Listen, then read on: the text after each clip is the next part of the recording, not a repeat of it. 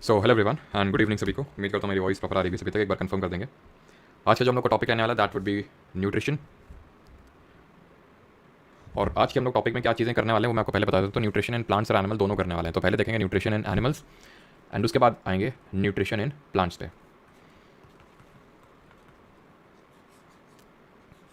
Nutrition in animals and nutrition in plants, ये दो हम लोग के टॉपिक रहेंगे जिसमें कि आज हम पढ़ेंगे vitamins, minerals, carbohydrates, fats, proteins and photosynthesis के बारे में आज के लेक्चर में हम लोग करने वाले हैं। हाँ जी, गुड इवनिंग सभी को। अंकिता, रश्मिता, शिवांगी, जगदीश, निशाद, दिनेश, अंकिता, चलो सभी को गुड इवनिंग।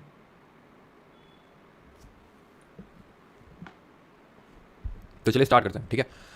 अब जब मैं न्यूट्रिशन की बात करता हूँ तो देखो डिफरेंट मोड्स ऑफ न्यूट्रिशन हो सकते हैं। वो तो जैसे कि अगर मैं बात करूँ, चलो पहले डिफरेंट मोड्स ऑफ न्यूट्रिशन की बात कर लेते हैं। न्यूट्रिशन का मतलब होता है पोषण, ठीक है। हम पोषण नहीं बोलते हैं, पोषण बोलते हैं, ठीक है। तो जो पोषण है, ये दो तरह का पोषण कैसे मिल सकता है हमको।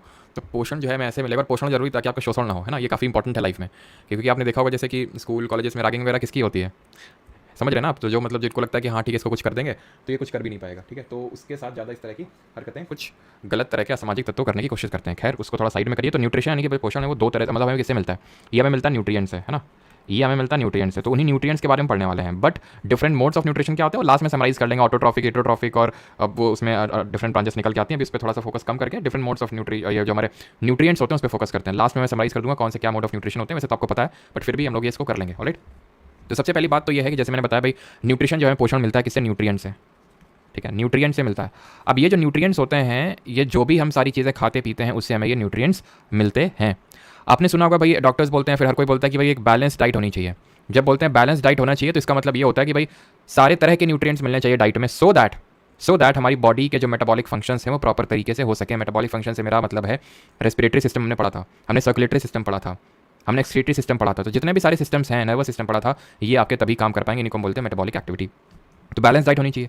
अब बैलेंस डाइट में कुछ चीज़ें हमें चाहिए होती हैं बहुत मात्रा में, बोले तो ग्राम्स वगैरह में चाहिए होती है हमें, ठीक है। कुछ लोग किलोग्राम में भी कर लेते हैं उसको। और कुछ चीज़ें चाहिए होती हैं थोड़ी मात्रा में, चाहिए तो होती हैं लेकिन थोड़ी मात्रा में, ठीक।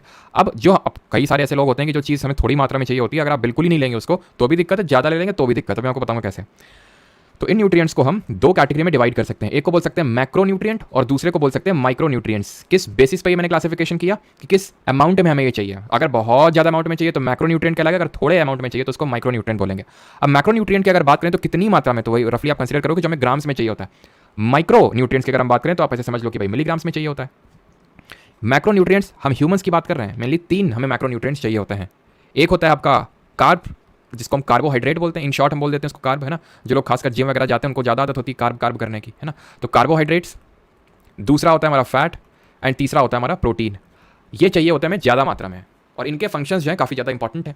इनके जो फंक्शंस है, जो माइक्रो न्यूट्रिएंट्स है, माइक्रो न्यूट्रिएंट्स हमारे क्या आते हैं, प्रमुखता दो चीज़ें आती हैं, मेनली दो चीज़ें आती हैं। एक तो होते हैं हमारे वाइटामिन्स और दूसरे होते हैं हमारे मिनरल्स, वाइटामिन्स एंड मिनरल्स, ठीक।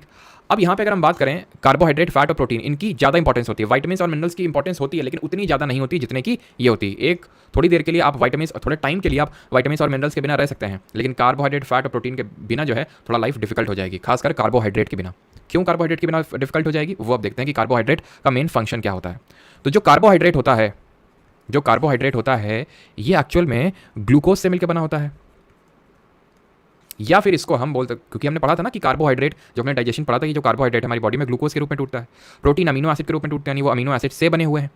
अगर कोई चीज़ किसी में टूट रहा है, जैसे फॉर एग्जांपल मान लो एक माला है, ठीक है, माला मोतियों की बनी हुई, तो वो मैंने उसको गिराया, वो टूट गई, मोती बिखर गए, तो भाई मोती बिखर गए कि मतलब उसका मतलब तो यही हुआ ना कि मोतियों को मिला दूंगा तो माला बन जाएगी मोतियों की। तो उसी तरह से तो ग्लूकोज से मिलकर बना हुआ ये। और अगर हम बात करें, ये एक तरह का शुगर ही होता है आपका, ठीक है, यानी कार्बोहाइड्रेट आपके शुगर होते हैं। कार्बोहाइड्रेट आपके तीन मेनली एलिमेंट के बने होते हैं, कार्बन, हाइड्रोजन एंड ऑक्सीजन। ये हमारी बॉडी को एनर्जी प्रोवाइड करने का इनका मेन काम रहता है। कहाँ पे आपको देखने को मिलेंगे, जहाँ पे उठा लीजिए, जैसे फॉर एग्जांपल आप रोटी खाते हैं, उसमें आपको कार्बोहाइड्रेट देखने को मिलेगा, ठीक। आप मान लेते हैं कि फ्रूट जो खाते हैं, मतलब फ्रूट अगर मान लो कि खाते हैं तो उसमें भी कार्बोहाइड्रेट होगा, विटामिन्स भी होंगे इसमें, लेकिन कार्बोहाइड्रेट भी होगा इसमें। तो कोई भी चीज़ जो जिसमें कार्बन, हाइड्रोजन, ऑक्सीजन है एंड वो हमें एनर्जी प्रोवाइड कर रही है, तो उसमें आपको कार्बोहाइड्रेट देखने को मिलेगा। अब जैसे मैंने आपको बताया, जो कार्बोहाइड्रेट होते हैं वो हमारे, उनको हम शुगर के नाम से भी जानते हैं। अब जो शुगर होती है, इसको भी या फिर हम कार्बोहाइड्रेट को बोलें तो ये भी मल्टीपल टाइप्स के होते हैं। तो हम बोल सकते हैं जो सिंपल कार्बोहाइड्रेट्स होते हैं, फिर सिंपल शुगर होती है, और दूसरे जो हमारे कॉम्प्लेक्स होते हैं। दो तरह के कार्ब्स होते हैं आपके, simple carbs and complex carbs. तो सिंपल में अगर मैं बात करूं तो सिंपल में आ जाता है आपका मोनोसैकेराइड्स। इनको जो सिंपल आपकी शुगर से सिंपल कार्बोहाइड्रेट्स होती हैं उनको हम बोलते हैं मोनोसैकेराइड। अब सिंपल का मतलब क्या है, सिंपल का मतलब ये है कि इससे सिंपल कुछ है ही नहीं, यानी कि तुरंत बॉडी इसको एब्जॉर्ब कर लेगी क्योंकि ये किसी में टूटता ही नहीं है एकदम। यानी आप ये बोल सकते हो कि ये एक मॉलिक्यूल ऑफ शुगर से मिलकर बना हुआ है। वहीं अगर हम बात करें कॉम्प्लेक्स शुगर की, तो कॉम्प्लेक्स शुगर की अगर हम बात करें तो इसको हम फर्दर दो कैटेगरी में क्लासीफाई कर सकते हैं। एक को बोल सकते हैं डाइसैकेराइड और जो फर्दर दूसरा हमारा उसको बोल सकते हैं पॉलीसैकेराइड। डाई नाम में ये यानी कि इसमें 2 शुगर के मॉलिक्यूल होंगे, उसको हम बोलते हैं डाइसैकेराइड। एग्जांपल में कोट करता हूं तो आपको थोड़ा सा और समझ में आएगा। ये सिंपलेस्ट फॉर्म ऑफ शुगर होती है आपकी, जो मोनोसैकेराइड होती है। इसके अगर मैं एग्जांपल कोट करूं तो ग्लूकोज, फ्रक्टोज एंड गैलेक्टोज, ये एग्जांपल्स हैं मोनोसैकेराइड्स के। वहीं अगर मैं डाइसैकेराइड्स की बात करूं तो डाइसैकेराइड में आपका एग्जांपल हो जाएगा सुक्रोज, यानी कि अगर डाइसैकेराइड टूटेगा तो वो 2 मोनोसैकेराइड में टूटेगा। इसको भी बॉडी सिंपली एब्जॉर्ब कर लेती है, इसमें भी कोई बहुत ज़्यादा डिफिकल्टी नहीं आती, सिंपल ऑब्जॉर्प्शन होता है इसका। सुक्रोज हो गया आपका, माल्टोस हो गया एंड लैक्टोस हो गया। ये तीनों आपके डाइसैकेराइड्स होते हैं जो 2 मॉलिक्यूल से बने, और जो मल्टीपल बहुत सारे मॉलिक्यूल से मिलकर बने होते हैं उनको हम बोलते हैं पॉलीसैकेराइड। जैसे कि मैंने आपको बताया था कि जब हम बॉडी खाना खाते हैं तो जो कार्बोहाइड्रेट होता है वो ग्लूकोज में टूटता है। वो ग्लूकोज के जो डिफरेंट मॉलिक्यूल होते हैं ना, क्योंकि ग्लूकोज एक मोनोसैकेराइड है, जब इसके बहुत सारे मॉलिक्यूल मिल जाएंगे तो बनेगा पॉलीसैकेराइड। तो तभी मैंने बताया था जो ग्लूकोज का जो स्टोर्ड फॉर्म है उसको बोलते हैं ग्लाइकोजन। ग्लाइकोजन क्या होता है? स्टोर्ड फॉर्म ऑफ ग्लूकोज, जो बहुत सारे ग्लूकोज के मॉलिक्यूल से मिलकर बना हुआ है। ऐसे ही मैंने आपको बताया था प्लांट्स में, अभी हम पढ़ेंगे प्लांट्स किस तरह से न्यूट्रिशन करते हैं, किस तरह से अपना खाना बनाते हैं। तो प्लांट्स में जो खाना स्टोर होता है, जो कार्बोहाइड्रेट या फिर जो शुगर स्टोर होती है, वो स्टार्च के फॉर्म में होती है। ये आपको पता होना चाहिए कि स्टार्च के फॉर्म में प्लांट्स अपना जो है खाना स्टोर करते हैं। एंड तीसरा है हमारा नोन एज सेल्यूलोस। ये भी आपका सेल्यूलोस हमने देखा था कि प्लांट के सेल वॉल में पाई जाती है। जरा कमेंट में बताइए कि बैक्टीरिया की सेल वॉल किसकी बनी होती है। तो ये हमारे पॉलीसैकेराइड होते हैं। आपको चीज़ें समझ में आई होंगी कि क्या होता है। किसी को यहाँ तक कोई डाउट? एंड एक टेस्ट हम लोग करते हैं, एक हम यहाँ पे टेस्ट करते हैं शुगर को। अगर हमें टेस्ट करना है कि भाई किसी चीज़ में शुगर है या नहीं है, तो उसके लिए एक टेस्ट होता है, और उस टेस्ट का नाम है बेनेडिक्ट टेस्ट। क्या नाम है उसका? बेनेडिक्ट टेस्ट नाम है उस पर्टिकुलर टेस्ट का, जिससे हमें यह पता चलता है उसमें शुगर है या फिर नहीं है।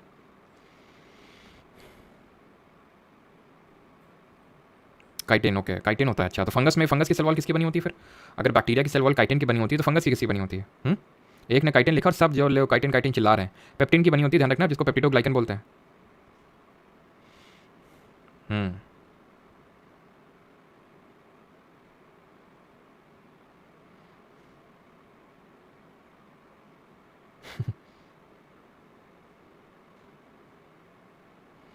IBACI टीयर 2 के लिए अभी तोमर जी बताएंगे, ठीक है। अभी एक रिकॉर्डेड वीडियो मिलेगा, अभी थोड़ा टाइम नहीं मिल पा रहा था, लेकिन इसी वीक आपको मिलेगा, आप चिंता न करिए। इसी वीक की मैं वीडियो, थोड़ा सा टाइम का ही कंस्ट्रेंट चल रहा था, अभी आपको इसी वीडियो मिल जाएगा, ठीक है, रिकॉर्डेड फॉर्मेट में। कार्बोहाइड्रेट देख लिया, अभी आ जाए फैट पे, क्योंकि फैट का भी काम वही होता है एक तरह से एनर्जी प्रोवाइड करने का। फैट जो होते हैं, जिनको हिंदी में वसा बोलते हैं, इनका भी काम होता है एनर्जी प्रोवाइड करने का। अगर इनका काम होता है एनर्जी प्रोवाइड करने का फैट्स का, तो फिर हम फैट्स और कार्बोहाइड्रेट्स में क्या डिफरेंस होता है? और फिर हम फैट लेने के लिए इतना, मतलब फैट एक नेगेटिव कॉनोटेशन से क्यों जुड़ा हुआ है कि जब हम फैट बोलते हैं तो हमें थोड़ा नेगेटिव फीलिंग टाइप आता है कि भाई फैट तो ये तो बुरी चीज़ होती है। ऐसा नहीं, बुरी चीज़ होती है, अगर एक्सेस में हम लेंगे तो बुरी चीज़ होती है। रीज़न उसका ये है कि जब हम कार्बोहाइड्रेट्स को कंज्यूम करते हैं तो वो ब्रेक हो जाता है, शुगर के फॉर्मेट में होता है, ब्रेक हो जाता है, ठीक है, और बहुत ज़्यादा हमारी बॉडी में या फिर टिश्यूज़ में स्टोर नहीं होता है। लेकिन जो फैट होता है, मैंने आपको टिश्यू चैप्टर में पढ़ाया था, एक हमारा कनेक्टिव टिश्यू मैंने पढ़ाया था, कनेक्टिव टिश्यू, उसमें 2 तरह के टिश्यू मैंने बताए थे, एक लूज, एक आपके जो टाइट होते हैं, या फिर एरियोलर टिश्यू अगर आपको याद हो रहा है, एक टाइप के एरियोलर होते हैं और एक होता है हमारा एडिपोज टिश्यू। तो मैंने आपको बताया था जो एडिपोज टिश्यू है, अगर आपको याद आ रहा हो, तो इसमें आपका जो कि हमारे स्किन के बीनीथ प्रेजेंट होता है, ठीक है, स्किन के नीचे प्रेजेंट होता है। बिकॉज स्किन में तो कौन से टिश्यूज प्रेजेंट होते हैं, जरा बताइए कमेंट में, जिसका नाम एस से स्टार्ट होता है। तो उसके नीचे एडिपोज टिश्यू देखने को मिलेंगे जो फैट को बहुत जल्दी स्टोर कर लेते हैं, जिसकी वजह से हमें क्या होता है, हमारी बॉडी मोटी या फिर हमारी जो चमड़ी वो मोटी होती जाती है, और ये हमें एडिपोज टिश्यू एक तरह से इंसुलेशन प्रोवाइड करने का भी काम करता है। तो कौन सा होता है हमारा? Stratified squamous epithelium tissues. Stratified squamous epithelium tissues होते हैं हमारे स्किन में। स्किन के नीचे होता है एडिपोज टिश्यू, जिसमें कि फैट यानी कि जो वसा है वो स्टोर हो जाता है। फैट भी सर 2 तरह के होते हैं, एक होता है सैचुरेटेड फैट और एक होता है अनसैचुरेटेड फैट। जब हम केमिस्ट्री पढ़ेंगे तो कार्बन एंड इट्स कंपाउंड वाले चैप्टर में पढ़ेंगे कि सैचुरेटेड और अनसैचुरेटेड, संतृप्त और असंतृप्त, ये कंपाउंड्स क्या होते हैं। तो सैचुरेटेड वो होते हैं जिसमें कि सिंगल बॉन्ड देखने को मिलता है, ठीक है, सिर्फ एक ही बॉन्ड आपको देखने को मिलता है। वहीं पर अगर अनसैचुरेटेड की बात करें तो इसमें आपको डबल या फिर ट्रिपल बॉन्ड देखने को मिलते हैं, ठीक है। ये तो आप केमिस्ट्री में पढ़ेंगे, लेकिन घुमा फिरा के कौन सा अच्छा होता है और कौन सा बेकार होता है। तो जो सैचुरेटेड वाला होता है ये इजीली डाइजेस्ट हो जाता है। वहीं अगर बात करें जो अनसैचुरेटेड वाला होता है वो इजीली आपका डाइजेस्ट होने में दिक्कत करता है। तो इसी वजह से आपको ये चीज़ पता होनी चाहिए कि कौन बेटर होता है और कौन नहीं बेटर होता है। फैट में सिर्फ आपको इतनी चीज़ें जानने की जरूरत है कि भाई क्या प्रोवाइड करता है, एनर्जी प्रोवाइड करता है, एडिपोज टिश्यू में स्टोर होता है, और एडिपोज टिश्यू कहाँ पे होता है आपका? ये बीनीथ द स्किन होता है, ठीक है। एंड ये हमें इंसुलेशन भी प्रोवाइड करता है। और ये फैट जो है वो 2 तरह का होता है, सैचुरेटेड एंड अनसैचुरेटेड। एक सेकंड मैंने ऊपर नीचे लिख दिया, सॉरी आई थिंक मैंने उल्टा बताया ना, एक बार कंफर्म करना। सैचुरेटेड जो होता है वो इजीली डाइजेस्ट नहीं होता है, ठीक है, इजीली डाइजेस्ट नहीं होता है, और जो आपका अनसैचुरेटेड होता है ये इजीली डाइजेस्ट हो जाता है। दैट्स वाई जो अनसैचुरेटेड वाला है ये आपके लिए हेल्दियर ऑप्शन होता है, ये आपको हेल्दियर ऑप्शन होता है। और ये आप कहाँ पे देखने को मिलेगा? जो भी आपके वेजिटेबल ऑयल्स, यानी कि जो आपको नेचर के थ्रू आप बोल सकते हो वेजिटेबल ऑयल्स वगैरह में, प्लांट्स वगैरह में, ये सैचुरेटेड वाले जैसे कि आप मीट वगैरह खाते हो तो उसमें सैचुरेटेड ही होते हैं, ठीक है। आपने एक नाम सुना होगा ट्रांस फैट, सुना है आपने ट्रांस फैट ही। तो ट्रांस फैट क्या होता है, तो जो हमारे प्रोसेस्ड फूड होता है, प्रोसेस्ड फूड का मतलब, प्रोसेस्ड फूड क्या होता है, जैसे कि मान लो कि प्रोसेस्ड फूड का मतलब वही है कि जैसे जो आपके चिप्स वगैरह हो गए, चिप्स आते हैं ना, तो ये सब प्रोसेस्ड फूड में आता है, जिनको हम बहुत ज़्यादा प्रोसेस करते हैं। तभी आपको बोला जाता है कि भाई एक जो आप तेल में खाना बना लेते हैं उसको, उस तेल को बार बार यूज़ नहीं करना चाहिए, क्योंकि वो ट्रांस फैट में तब्दील हो जाता है। और ट्रांस फैट जो है सॉलिड फॉर्मेट में होता है, जो हमारी वेंस में स्टोर हो जाता है, और वो उससे फिर हार्ट अटैक या फिर हार्ट प्रॉब्लम्स का जो प्रॉब्लम है वो आ जाता है, क्योंकि वो हमारे जो आर्टरीज वगैरह होती हैं उसमें स्टोर हो जाता है। बिकॉज हमने देखा था कि ब्लड को पंप करने का काम किसका होता है, हार्ट का होता है, ठीक है। तो ये आपको पता होना चाहिए कि जो अनसैचुरेटेड है वो आपको वेजिटेबल ऑयल्स में देखने को मिलेगा, नट्स हो गई, सीड्स हो गई, वो आपको उसमें देखने को मिलेगा, ठीक है। लेकिन वहीं पर अगर बात करें जो सैचुरेटेड है वो आपको मीट्स वगैरह, जो मीट वगैरह होता है, जो कि हम बोल सकते हैं एनिमल फैट, वो सैचुरेटेड फैट होता है, ठीक है। क्लियर इतनी चीज़। अभी आ जाते हैं किस पे, अभी आ जाते हैं प्रोटीन्स पे, ठीक है। प्रोटीन, और हमने ये पढ़ा था कि फैट को, फैटी एसिड में कौन सा एंजाइम ब्रेक करता है, जरा कमेंट बताइए। 2 एंजाइम बताए थे, एक तो फैट का इमल्सिफिकेशन करता है, पहले तो वो बताओ फैट का इमल्सिफिकेशन कौन करता है, और जो बड़े फैट के ग्लोब्यूल्स होते हैं उनको छोटे में, दैट इज फैटी एसिड में कौन सा एंजाइम में कन्वर्ट करता है। तो सबसे पहले इमल्सिफिकेशन किसने किया था, इमल्सिफिकेशन किया था बाइल जूस ने, जिसको कि किसने फेंक के मारा था, लिवर ने फेंक के मारा था। कहाँ पे स्टोर करके रखा था, गॉल ब्लैडर में। कहाँ पे फेंक के मारा था, स्मॉल इंटेस्टाइन में। वहीं अगर बात करें फैट को फैटी एसिड में, तो याद आ रहा है आपको पैनक्रियाटिक जूस जो हमारे पैनक्रियाज ने रिलीज किया था। तो ये जो पैनक्रियाटिक जूस होता है उसमें मेनली 2 एंजाइम पड़े थे, एक तो जो ट्रिप्सिन जो प्रोटीन को अमीनो एसिड में ब्रेक कर रहा है, पेप्सिन भी प्रोटीन को अमीनो एसिड में ब्रेक करता है, जो भी हम देखेंगे प्रोटीन आगे पढ़ेंगे। लेकिन उसका काम क्या होता है जरा बताइए, पेप्सिन और ट्रिप्सिन में क्या डिफरेंस होता है, जबकि दोनों ही प्रोटीन को अमीनो एसिड में एक तरह से ब्रेक करते हैं, फिर पेप्टोन्स में ब्रेक करते हैं। तो पैनक्रियाटिक जूस में जो दूसरा हमारा लाइपेज था वो कन्वर्ट करता है किसको, फैट को फैटी एसिड में। अब आते हैं प्रोटीन्स पे। जो प्रोटीन होता है आपका, ये जैसे मैंने बताया इसका जो फंडामेंटल यूनिट होता है वो अमीनो एसिड होता है। जो प्रोटीन, कोई भी प्रोटीन होता है हमारा 20 तरह के 20 अमीनो एसिड से मिल के बना होता है। 20 डिफरेंट अमीनो एसिड जब मिलते हैं तो प्रोटीन बनता है, ठीक है।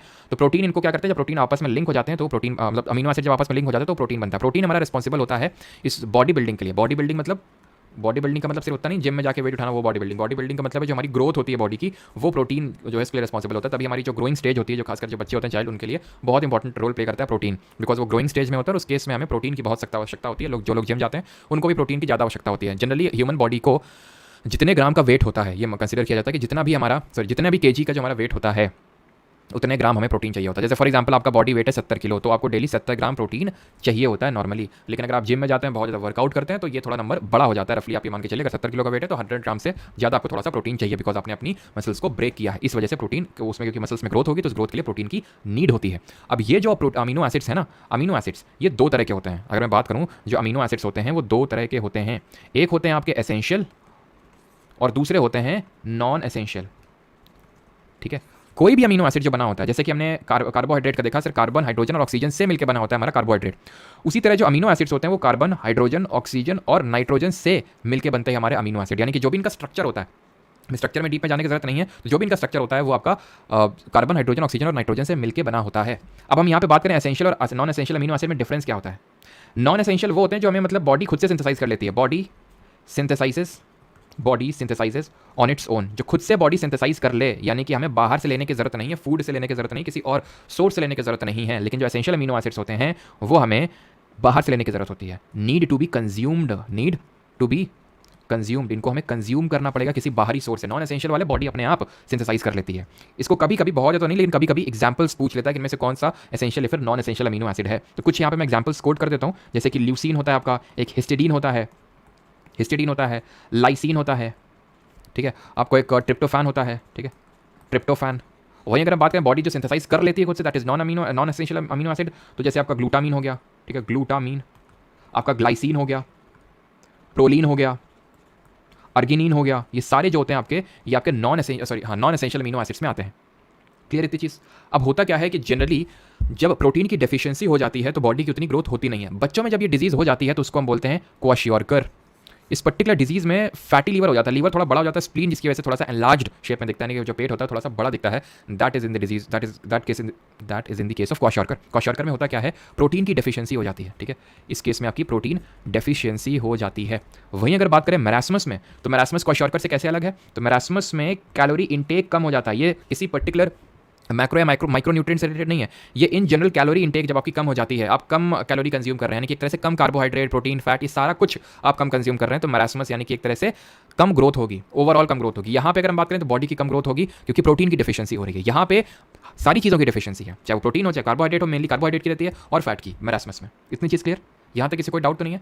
एंड फाइनल चीज़, एक चीज़ ध्यान रखना, जो हमारी शुगर्स होती हैं, जैसे कि अगर मैं बात करूँ फ्रक्टोज, इसको हम जानते हैं फ्रूट शुगर के नाम से, तो क्योंकि हमें फ्रूट्स में देखने को मिलती है, हमें जो हनी होता है शायद उसमें देखने को मिलती है। ऐसा नहीं कि फ्रूट में सिर्फ फ्रुक्टोज ही होती है, ग्लूकोज भी होती है उसमें, सुक्रोज भी होती है उसमें, बट मेनली क्या पाई जाती है वो मैटर करता है। जैसे माल्टोस है, इसको हम सीरियल्स में देखने को मिलता है। सीरियल्स का मतलब है जो अनाज होता है, तो इसीलिए इसको ग्रेन शुगर के नाम से जाना जाता है। जो हमारे डिफरेंट ग्रेन्स होते हैं, जैसे कि वीट हो गया, वीट का मतलब गेहूं हो गया, चावल हो गया, फिर हमारे जो मिलेट्स होते हैं जिसको मोटा अनाज बोलते हैं, तो उसमें देखने को मिलती है लैक्टोज। ये आपको बोला जाता है मिल्क शुगर। तो जो हमारा दूध होता है उसमें आपको देखने को मिलता है लैक्टोज। तो ये कुछ चीज़ें आपको पता होनी चाहिए। होप यहाँ तक किसी को कोई डाउट नहीं होगा। नहीं है तो फिर आगे बढ़ते हैं वाइटामिन की ओर। फिर वन शॉट को कर लें, पीवाई की सीरीज लगा लें, तो इनफ है, बताओ प्लीज़, कोई नहीं इनफ है ना जी। पेप्सिन और ट्रिप्सिन ब्रेक करते हैं, और मैंने अंतर तो आपसे पूछा था, पता नहीं आपने कितने लोगों ने बताया, कितने लोगों ने नहीं बताया। अंतर क्या होता है पेप्सिन और ट्रिप्सिन में, कि जो पेप्सिन होता है ये आपका एसिडिक मीडियम में फंक्शन करने के लिए बना हुआ है। जो एसिडिक मीडियम इसको HCl प्रोवाइड करता है, विच इज गैस्ट्रिक जूस। और जो ट्रिप्सिन होता है ये आपका बेसिक मीडियम में वर्क करने के लिए बना हुआ है, जो इसको प्रोवाइड करता है बाइल जूस। ठीक है, वाइटामिन स्टार्ट करें फिर।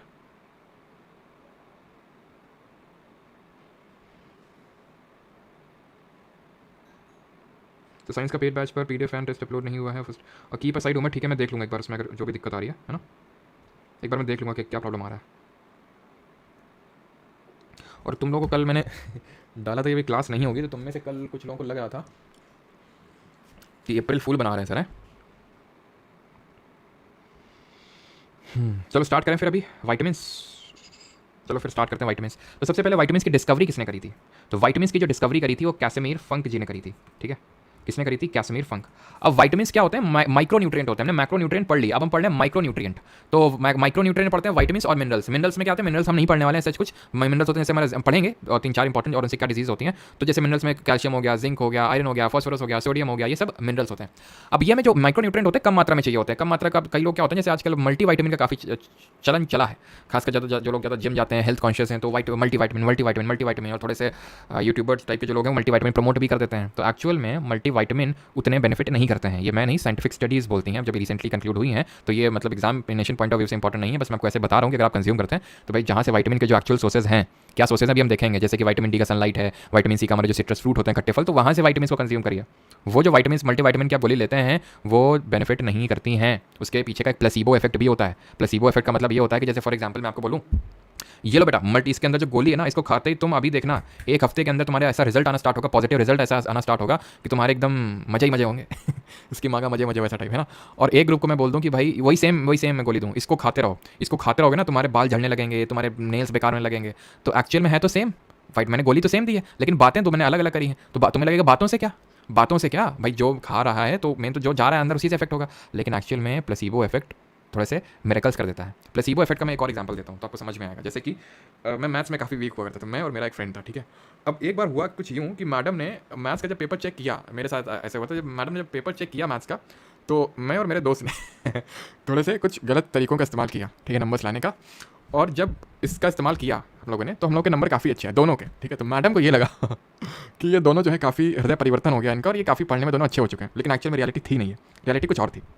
और वो पेपर काफ़ी टफ था, और कायदे से जो लोग हम समझ रहे हो ना, खर्रा जो बना के ले गए थे तो खर्रा में सारा जो चीज़ें हैं वो हमारी खर्रे में कंटेंट थी, एंड लकली हम लोगों ने सारी चीज़ें कर ली, नंबर अच्छा है। तो मैडम ने जो है हम लोगों पे इतना ज़्यादा फोकस करना स्टार्ट किया, कुछ भी मतलब कॉपीज़ किसी की चेक करनी होती थी ये दोनों बंदे करेंगे, तुम इस रो में, ठीक है। और मतलब हम लोग को इतना ज़्यादा टेंशन मिलने लगा कि क्लास भी सरप्राइज हो गई कि क्या हो गया मैडम को, इन दोनों को इतना टेंशन क्यों मिल रहा है, ठीक है। तो जब इतना टेंशन मिलने लगा तो हम लोग नेचुरली ही मैथ्स में इतना इंटरेस्ट आने लगा, एक तो मैम की वजह से भी, और वैसे भी क्योंकि मैम ज़्यादा फोकस करती थी, इस वजह से मतलब अच्छा पढ़ाती थी मैम, तो काफ़ी अच्छे हो गया मैथ्स में, काफ़ी अच्छे। मतलब दिन भर पता चला ये लो इंटीग्रेशन लग रहा है, डिफरेंशिएशन लग रहा है, भाई बाकी क्लास में भी पता चला, ब्रेक हुआ, ब्रेक में लोग बुल्ला बगैती काटते हैं, हम लोग अपना क्वेश्चन लगा रहे हैं डिटर्मिनेंट के, मैट्रिसेस के, अब तो भैया आईटी के नीचे रुकना नहीं है इस तरह का हम लोग का हो गया था। तो it is a kind of placebo effect कि आपको अगर कुछ बोल दिया जाए तो उसकी वजह से जो नेचुरल इफेक्ट पड़ने लगते हैं। जैसे मैंने आपको बोला कि भैया अच्छी गोलियां अगर आप इसको कंज्यूम करोगे तो अच्छा हो, तो होगा क्या कि आप बेटर एक्टिव, मतलब उसकी वजह से आप अच्छी एक्टिविटीज़ करोगे। आप जैसे मैडम ने बोल दिया तुम अच्छे हो, ठीक है, तो हम लोग उसकी वजह से अच्छे नहीं हुए, हम लोग क्या हुआ कि हम जैसे कि ज़्यादा क्वेश्चंस लगाने लगे, ज़्यादा मैथ्स पे फोकस करने लगे, तो उसकी वजह से अच्छे हो। तो वैसे ही अगर गोली मैंने किसी जो ग्रुप को दी थी, ग्रुप ए को, तो उसको लगा यार मैं अब अच्छी होने वाला है, तो बेटर हेल्थ हैबिट्स को एक्सेप्ट करने लगा, अच्छी चीज़ें खाने लगा, बाहर की चीज़ें नहीं खाने लगा, तो उसकी वजह से जो इफेक्ट उसको प्लेसिबो इफेक्ट बोलते हैं। खैर ज़्यादा डिस्कशन हो गया इस पर। तो विटामिन्स आपने सुने होंगे ABCDEFGHIJKLMNOP, इस तरह के नाम सुने होंगे आपको? नहीं, आपने इस तरह के नाम नहीं सुने होंगे तो अगर बात करें तो अगर हम बात करें vitamin A, B, C, D, E और के सुना होगा आपने, FGHIJKL ये नहीं सुना होगा आपने। एक्चुअल में ये अल्फ़ाबेट का नंबरिंग का लॉजिक ये है कि जो विटामिन पहले डिस्कवर हुआ उसको ए बोल दिया, फिर उसके बाद जो डिस्कवर उसको बी, देन सी, देन डी, देन ई, और कुछ लॉजिक नहीं इनके पीछे, बस जिस हिसाब से डिस्कवर हुए उस हिसाब से अल्फाबेट अटैच करते गए। और के का क्या लॉजिक है भाई, एफ जी एच क्यों नहीं है, तो एक्चुअली में एफ जी एच भी मिले थे पहले, लेकिन बाद में पता चला ये वाइटमिन है ही नहीं, तो इसलिए वो बीच में गायब हो गया। और के जो वर्ड ये है आपका, ये कॉगुलेशन से बना हुआ है। किससे बना हुआ है, कॉगुलेशन।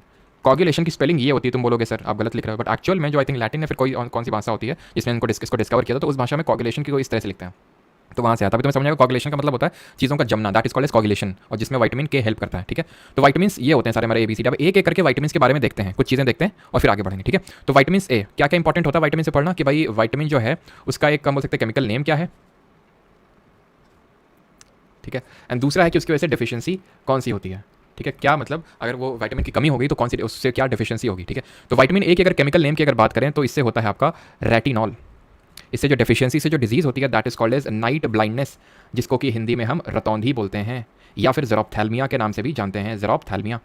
अब याद कैसे रखोगे कि विटामिन ए की कमी से हमें, ये तो आई थिंक आपको पता होगा, नाइट ब्लाइंडनेस यानी रतौंधी, यानी कि रात में दिख नहीं रहा, रात में दिख नहीं रहा, तो रेटिनॉल ऐसे करके याद कर सकते हो। विटामिन बी को अभी स्किप करो, बिकॉज विटामिन बी अभी हम आगे देखेंगे। विटामिन बी एक्चुअल में अकेला नहीं है, वो अपने साथ 8 और लोगों को साथ में लेके आता है, उसके अंदर 8 डिफरेंट तरह के लोग हैं जिसके बारे में अभी हम देखेंगे, तो उसको स्किप कर लेते हैं अभी बी को, बिकॉज इसमें टोटल 8 कॉम्प्लेक्सेस हमें पढ़ने हैं, 8 तरह के विटामिन है इसमें। विटामिन सी पे आते हैं, इसका जो साइंटिफिक केमिकल नेम है दैट इज एस्कॉर्बिक एसिड, या फिर एस्कॉर्बिक अम्ल बोलते हैं इसको हिंदी में। इसकी कमी से जो डिजीज़ होती है उसको हम बोलते हैं स्कर्वी, जिसको हम स्कर्वी। ठीक है, स्कर्वी में क्या होता है, स्कर्वी में आपकी जो स्किन है वो उसमें रैशेस पड़ना स्टार्ट हो जाते हैं। ठीक है, यानी स्किन प्रॉब्लम होने लगती है, ब्लीडिंग गम्स की प्रॉब्लम होने लगती है। ब्लीडिंग गम मतलब कि जो आपके मसूड़े उनसे खून आना, या फिर जब चोट लगती है ना तो चोट में भी वो चोट जल्दी से जख्म भरते नहीं है। ठीक है, तो वो आपके होता है स्कर्वी जो डिजीज़ होती है उस केस में। विटामिन डी की अगर बात करें तो इसका जो नाम है दैट इज कैल्सीफेरॉल, इसको हम अलग अलग जैसे अर्गो कैल्सीफेरॉल, ठीक है, तो वो अलग अलग नाम से जाना जाता है, बट इन शॉर्ट आप कैल्सीफेरॉल याद रखो। इसका जो केमिकल नेम है दैट इज कैल्सीफेरॉल, और इसके कमी से होता है डिफिशियंसी से रिकेट्स। रिकेट्स में क्या होता है कि आपकी जो बोन हेल्थ है, जो बोन्स हैं वो वीक होना स्टार्ट हो जाती हैं, बोन सॉफ्ट होना स्टार्ट हो जाती हैं, और ये सॉफ्टनिंग ऑफ बोन को जो डिजीज होती है उसको हम ऑस्टियोपोरोसिस बोलते हैं। ऑस्टियोमेलासिस एक डिजीज होती है और एक होती है ऑस्टियोपोरोसिस।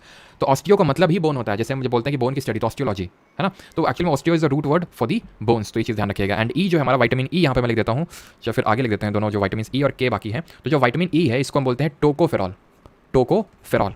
और इससे क्या होता है, एक तरह की हम बोल सकते हैं एंटी स्टेरिलिटी। एंटी स्टेरिलिटी का मतलब जिसको हिंदी में बांझपन बोलते हैं हिंदी में, तो एंटी स्टेरिलिटी, तो ठीक है। और विटामिन जो के होता है इसको बोलते हैं फेलोक्विनोन। ठीक है, फेलोक्विनोन।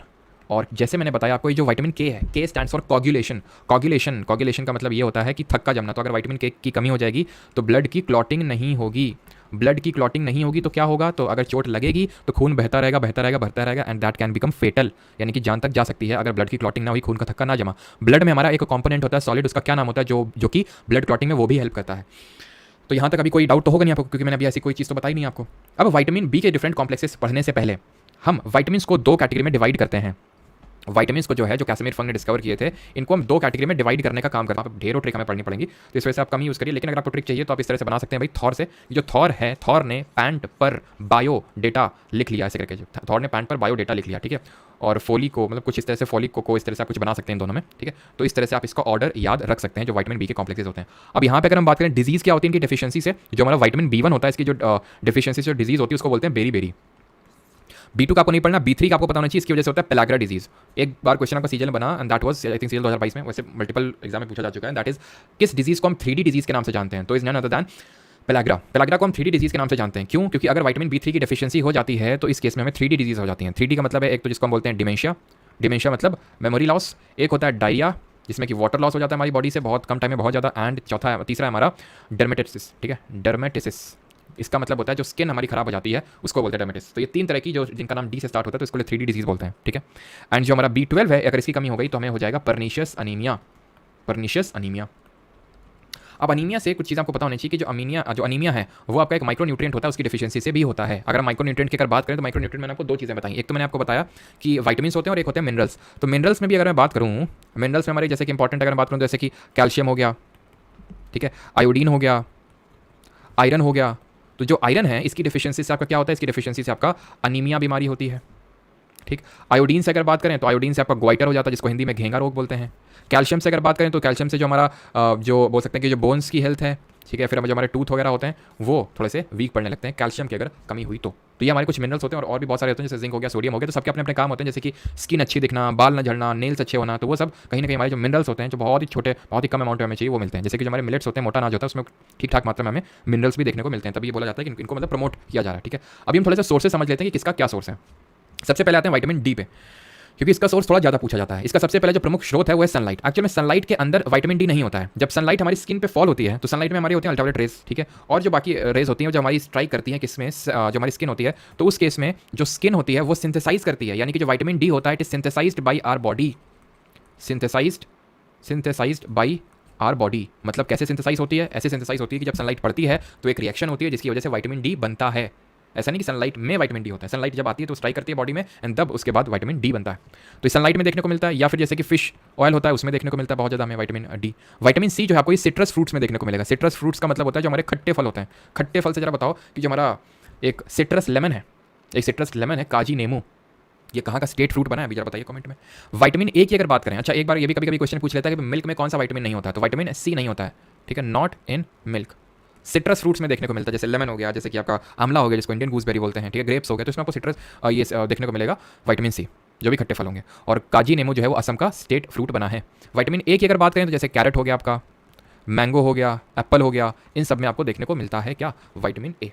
ऑलराइट, बाकी सोर्सेस से उतना ज़्यादा क्वेश्चन नहीं आते हैं कि भाई किसमें क्या होता है, लेकिन आप फिर भी थोड़ा आपको पता होना चाहिए कि भाई कैरेट, मैंगो, पपाया हो गया आपका, ठीक है, पपाया हो गया, तो इसमें आपको देखने को मिलता है विटामिन ए। वहीं अगर बात करें विटामिन जो बी के कॉम्प्लेक्सेस होते हैं तो ये किस में देखने को, और जैसे विटामिन ई जो होता है हमारे स्प्राउट्स में देखने को मिलता है, ठीक है, किसमें होता है, स्प्राउट्स में होता है। और एक चीज़ याद रखना कि ये तो ठीक है मैंने बता दिया कि जो B9 है उसी को हम B11 के नाम से जानते हैं, ठीक है। अगर यहाँ पे मैं सोर्सेज बताऊंगा तो फिर ज़्यादा कंफ्यूजन क्रिएट हो जाएगा, जो कि नीडेड है नहीं। जैसे B1 आपका मिल्क वगैरह हो गया, जो ईस्ट जिसको खमीर बोलते हैं, B2 जो होता है सोयाबीन वगैरह में होता है, ठीक है। तो ये चीज़ आपको पता होनी चाहिए। जैसे कि प्रोटीन मैंने आपको भी पढ़ाया था, तो प्रोटीन के जो बहुत प्रमुख स्रोत होते हैं वो हमें लगता है कि जैसे कि सिर्फ चीज़ें ऐसे खाते हैं जैसे मीट वगैरह, तो उसी में सिर्फ प्रोटीन होता है, बिल्कुल उसमें प्रोटीन होता है। लेकिन जो सोयाबीन होता है ना, वो एक जो लोग जिम जाते हैं उन लोगों को पता होगा कि भाई बोलते हैं कि भाई मीट से ज़्यादा प्रोटीन तो सोयाबीन में होता है, ठीक है, तो सोयाबीन में बहुत ज़्यादा प्रोटीन होता है। लेकिन दिक्कत इसमें ये होता है कि थोड़ा से कुछ ऐसे वो चीज़ें होती हैं जो जानते हैं जो लोग जिम जाते हैं है ना। तो सोयाबीन आपका ये होता है प्रोटीन में, प्रोटीन सॉरी सोयाबीन में प्रोटीन होता है। और जो हम एग खाते हैं, एग के दो कंपोनेंट होते हैं, एक होता है एग वाइट और एक होता है एग योक, जो पीला कलर का होता है जिसमें कि एंथोसाइनिन होता है आपका। तो इसमें तो कोलेस्ट्रॉल होता है, गुड कोलेस्ट्रॉल होता है इसमें, खैर मतलब बैड वाला नहीं होता। और वाइट में होता है, वाइट जो पोर्शन होता है उसमें आपका प्रोटीन होता है, क्लियर। और एक चीज़ जो विटामिन हमारा B7 होता है, इसको हम विटामिन या फिर विटामिन जो B7 है इसी को हम विटामिन H के नाम से भी जानते हैं, ठीक है, विटामिन B7 को। तो यहाँ पे हमारी चीज़ें होती हैं खत्म। अब आते हैं हमारे आखिरी कंपोनेंट पे, एंड दैट इज फोटोसिंथेसिस, यानी कि प्रकाश संश्लेषण। ईस्ट्रोजन बढ़ता है, बिल्कुल ईस्ट्रोजन बढ़ता है, बिल्कुल सही। बफरिंग हुई थी क्या? कहाँ पे बफरिंग हुआ था एक बार बता दो, किस पर्टिकुलर पार्ट में हुआ था, कहाँ पे बफ हुआ था? विटामिन बी से रिपीट बफ हुआ है, कितना रिपीट करना है यार, एक बार कमेंट में बता दो। अब तुमको क्या लगता है कि हमारे सामने क्या टीवी लगी है क्या जो हमें साफ साफ दिखता रहेगा? अरे कभी कभी जैसे ये खुला रहता है, ठीक है, अब मोबाइल का स्क्रीन अब एकदम से धीरे धीरे वो ऑफ हो जाता है, तो कमेंट्स नहीं दिखते हैं।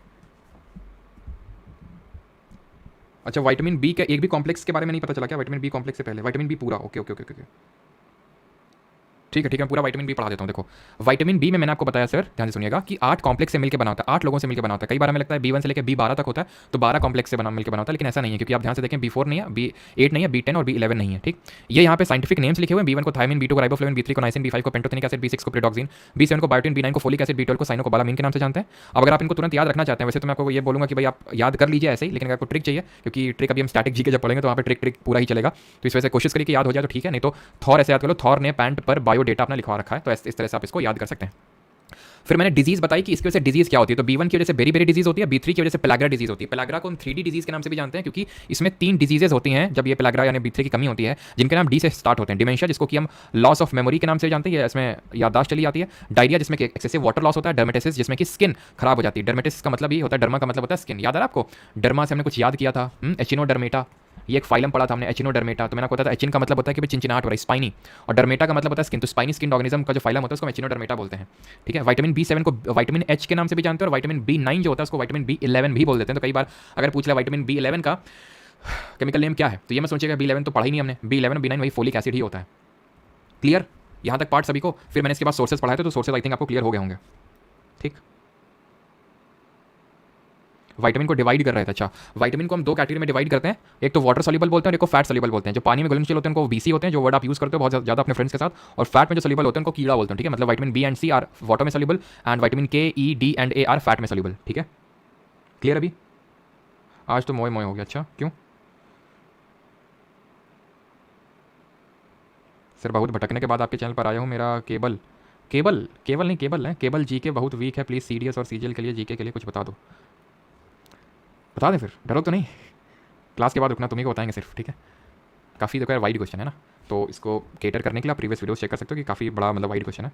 विटामिन बी में बफर हुआ था, अब करवा दिए सर, अब कितना करवाओगे इसको बार बार।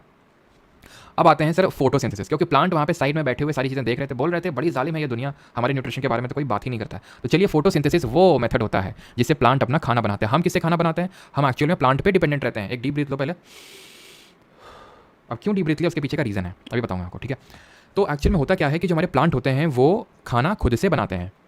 जो मेथड का यूज़ करते हैं उसको हम बोलते हैं फोटोसिंथेसिस। जिस मेथड से प्लांट अपना खाना बनाते हैं उसको बोलते हैं फोटोसिंथेसिस। क्लियर है? डेफिनेशन तो छोटे बच्चों की तरह लिखने की जरूरत होनी नहीं चाहिए, ठीक है। अगर आएगी तो समझ जाओगे कि भाई वो एक प्रोसेस होता है जिससे प्लांट अपना एक खाना खुद से बनाता है। मैंने इसे खाना का मतलब क्या है? खाना का मतलब है कार्बोहाइड्रेट। खाना का मतलब यही तो है, कार्बोहाइड्रेट।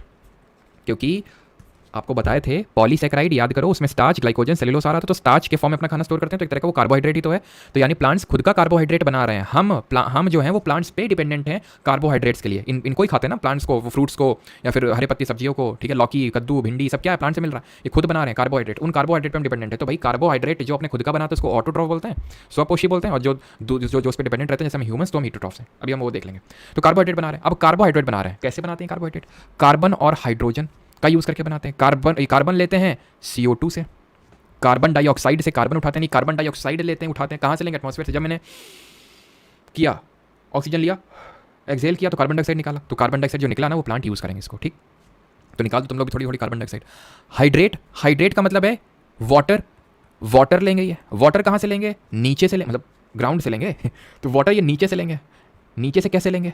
याद करो, एक स्टेप, बारीक स्टेप को रिकॉल करो कि यहाँ पे रूट्स हैं, रूट्स में हेयर लाइक स्ट्रक्चर्स होते हैं, इनकी एपिडर्मल सेल्स होती हैं। जो एपिडर्मल मतलब इनकी खाल, इसमें हेयर लाइक स्ट्रक्चर्स होते हैं जिसको हम सीलिया बोलते हैं, जो कि इनका सरफेस एरिया इंक्रीज करते हैं for the water absorption. Then xylem के थ्रू ये वाटर मिनरल ऊपर ट्रांसपोर्ट होते हैं, और ये ट्रांसपोर्ट होते होते पहुँचते हैं ऊपर। कहाँ पहुँचते हैं ये वाटर? ये पहुँचता है, अभी देखेंगे कहाँ पे पहुँचता है, चलो देख ही लेते हैं कहाँ पे पहुँचता है। ये पहुँचता है क्लोरोफिल के पास। क्लोरोफिल क्या होता है? क्लोरोफिल वो पार्ट होता है जो ग्रीन पार्ट होता है प्लांट का।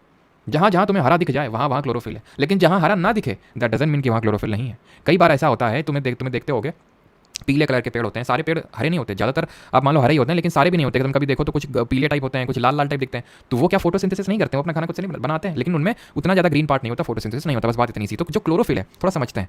जब मैंने सेल ऑर्गेनल पढ़ाया था तो मैंने एक सेल ऑर्गेनल पढ़ाया था, प्लास्टिड उसका नाम बताया था। और फिर तुम्हें बताया था इसके 3 प्रकार हैं, 3 बेटे हैं इसके। एक तो है क्लोरोप्लास्ट, एक होता है क्रोमोप्लास्ट, और एक होता है ल्यूकोप्लास्ट। फिर मैंने ल्यूको के भी 3 पार्ट पढ़ाए थे, ठीक है, लेकिन वो हम अभी इस पर उतना डीप पे जाएंगे नहीं। क्लोरो खाना बनाता है, ये कलर प्रोवाइड करता है, ये खाने को स्टोर करता है। अब जो क्लोरोप्लास्ट होता है, क्योंकि खाना बनाता है तो इसीलिए इसको जो है हम kitchen house of the cell of a plant cell बोल देते हैं। Kitchen house of cell. Humans में नहीं होते हैं, ये एनिमल सेल में नहीं होता। प्लास्टिड का खुद का क्या होता है जरा बताइए? प्लास्टिड और माइटोकॉन्ड्रिया का खुद का क्या होता है? तो ये जो क्लोरोप्लास्ट है, इसी क्लोरोप्लास्ट में ये जो आप स्ट्रक्चर देख रहे हैं ये पूरा क्लोरोप्लास्ट है। देख लीजिए क्लोरोप्लास्ट। अब इस क्लोरोप्लास्ट में होता क्या है? थाइलाकॉइड होते हैं। इस क्लोरोप्लास्ट में थाइलाकॉइड होता है। थाइलाकॉइड जो है ये 2-3 चीज़ों का मिलकर बना होता है। स्ट्रोमा होगा, ये ग्रेना होगा। एक्चुअल में ये आपका जो थाइलाकॉइड दिख रहा है ये किसका मिलकर बना हुआ? ग्रेना। मेनली इस डिस्क शेप के स्ट्रक्चर, डिस्क इस तरह के स्ट्रक्चर हैं, डिस्क शेप के स्ट्रक्चर है, एक के ऊपर बैठा हुआ है। इनको बोलते हैं ग्रेना। ये जो ग्रेना होते हैं ना, एकदम लाइट को एकदम पकड़ के एकदम जाने नहीं देते हैं। लाइट आती है एकदम जब्त कर लेते हैं लाइट को ये लोग। ये जो एक एक्वस लिक्विड टाइप का जो आपको मटेरियल दिख रहा है, जैसे हम सेल के अंदर देखते हैं ना साइटोप्लाज्म भरा हुआ है, वैसे ही इसमें स्ट्रोमा भरा हुआ है। स्ट्रोमा ये एक लिक्विड टाइप है, और ग्रेना ये डिस्क तरह का स्ट्रक्चर है। जो डिस्क तरह का स्ट्रक्चर है इसी के बीच में छुप के बैठा हुआ है क्लोरोफिल, जो कि सनलाइट को ट्रैप कर लेता है। किसको ट्रैप कर लेता है? सनलाइट को। तो यानी कि ये प्रोसेस, ये रिएक्शन को कैरी आउट करने के लिए एनर्जी की नीड होती है। ये एनर्जी कहाँ से मिलती है? सनलाइट से मिलती है। तो sunlight is very important for the process of photosynthesis, क्योंकि उसके बिना ये रिएक्शन पॉसिबल ही नहीं है। कई बार ये क्वेश्चन पूछता है कि हमारे जितने भी प्लांट्स हैं वो कितनी % ऑफ सनलाइट को ट्रैप कर पाते हैं। जितने भी हमारे टेरेस्ट्रियल जो जमीन पे पेड़ पौधे लगे हुए हैं, बिकॉज जो पानी के अंदर है वो भी फोटोसिंथेसिस करते हैं, वो अभी हम देखेंगे। वो होते हैं हमारे फाइटोप्लैंक्टन। जो हमारे शैवाल होते हैं, एल्गे, वो भी फोटोसिंथेसिस करते हैं, यानी वो भी ऑटोट्रॉफ होंगे। तो इसका उत्तर होगा 1%, 1% मैक्सिमम सनलाइट का यूज़ करते हैं ये जो हमारे प्लांट्स होते हैं। जब हम इकोलॉजी पढ़ेंगे, एनवायरमेंट एंड इकोसिस्टम, तो उसमें पढ़ेंगे कि ट्रोफिक लेवल ये सब क्या होते हैं। अभी के लिए ठीक है, कार्बोहाइड्रेट बना रहे हैं ना, कार्बोहाइड्रेट यानी कार्बन और हाइड्रेट का मतलब है वाटर, ही तो बना रहे हैं, बन गया कार्बोहाइड्रेट। लेकिन सर ये थोड़ा सा अजीब सा लग रहा है। जिन लोगों ने थोड़ी सी फोटोसिंथेसिस की रिएक्शन पढ़ी होगी तो उनको अजीब सा लग रहा होगा। क्यों? क्योंकि एक्चुअल में कितने मॉलिक्यूल ऑफ कार्बन और कितने मॉलिक्यूल ऑफ हाइड्रोजन इसमें बने, वाटर बनेंगे? तो 6 बनेंगे। तो 6 लगा दीजिए यहाँ पे। तो इसको मैं किस तरह से लिख सकता हूँ अभी? C6H12O6। वैसे केमिस्ट्री तो पढ़ी नहीं है, लेकिन बैलेंसिंग ऑफ इक्वेशन नाम की भी कोई चीज़ होती है, तो वो अभी यहाँ पे देख लो। इस तरह से C6 6CO2 6H2O एनर्जी के प्रेजेंस में क्लोरोफिल में ये रिएक्शन होगी, जहाँ पे कार्बोहाइड्रेट बनेगा। अब ये क्लोरोफिल का काम क्या था? एनर्जी को एब्जॉर्ब करना